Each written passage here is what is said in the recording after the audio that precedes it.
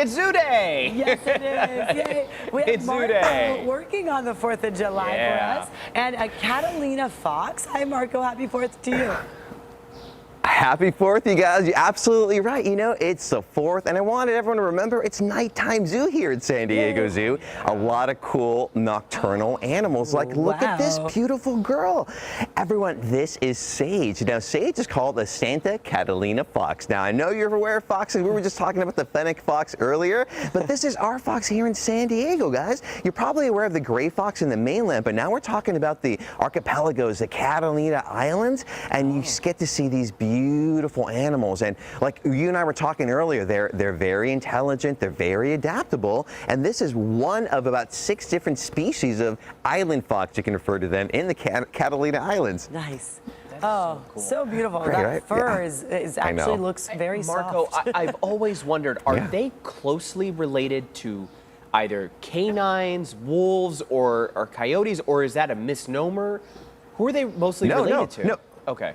No, you're absolutely right, amigo. Okay. No, so they're part of the canid family. This is like my favorite group of mammals, I gotta say. They're like your point, to wolves and coyotes and foxes as well. So when San Diegans are cruising around your trails, you might, you know, be in the area of maybe a gray fox. But again, these guys are from those islands. And I gotta say, you know, they kind of got impacted a lot by human interaction. So what's going on? People go to these parks, they let their dogs out, unvaccinate their dogs as well, which I know is a sensitive topic, but that affected this animal. They dropped from over thousands on the island to close to 100. So we're trying to protect them too. Wow. So it's really awesome that we have Sage here, right, to help out. So much wildlife, in our own backyard. I know for a lot of people at home who have a dog, for example, this one has a lot of similarities to mine with a little dimple on the cheeks. I know. Pets, right, Marco? Can you explain that? Absolutely right. I know. We would all see a wolf or a fox like Sage here and think like, I want them in my home. You do not want them in their home because they have certain smells they emit. These animals forage. She's an omnivore. She eats things like eggs and lizards and birds and reptiles and fruit, all sorts of stuff. You do not want a fox in your home. But also that leads me to another point before we end today's Zoo Day. Is today for 4th of July. I want you guys to think about what we do with our celebrations, how it affects local wildlife. You know, fireworks can be really scary, in particular for wild animals like Sage here, but also say your domestic dogs and other pets. So I just want everyone to celebrate the 4th today, but be really aware how we're impacting Mother Nature too, right? Such an important topic, Marco, especially again, when you mentioned even the impact that dogs had on this population, it all makes us think.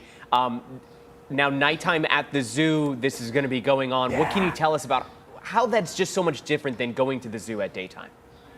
Oh, friend, you know, I get the opportunity to come to the zoo or the park before it opens and after, and man, this is the time to go. The summer, the vibrancy of it, and there's animals like Sage here, who's nocturnal, or maybe our new Tasmanian devils. We got new Tassies at the San Diego Zoo. These are animals that you can actually check out during the sun when it sets and the zoo completely transforms. So there's so many celebrations here for everyone to enjoy. So you know what I'm going to say? You got to get your butts out to San Diego Zoo and enjoy nighttime zoo. I can tell you, my daughter loves all the nocturnal animals. For some reason, she's drawn to it. She wishes she was nocturnal. I'm like, no, bedtime is early. Sorry. I got it. But no, it's really fun to see them active at night. So it's such a special experience. We have so many visitors in town, Marco, and I want to point out to them too the conservation that you do, the messages that you share. If you can tell our viewers at home, maybe people that have never been to San Diego or here for the first time, how important that is to San Diego.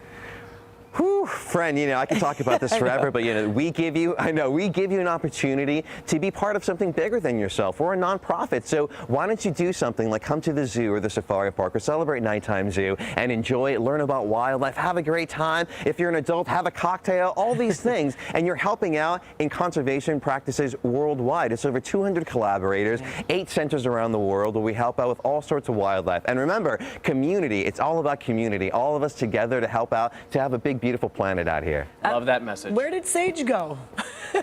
What's she doing? She's enjoying a drink. She's enjoying a little break. You know, she had to enjoy her little tidbits here. But this is what's great about all these experiences. You walk around the zoo, I might see a Maine wolf, I might see a Catalina fox, you might even see an orangutan. You never know what you're going to see. So come to the zoo, have a great time, and have a great 4th. And you might see Marco. Awesome, Marco. That's a treat itself. All right, thank you so much. Of course. Happy Independence Day.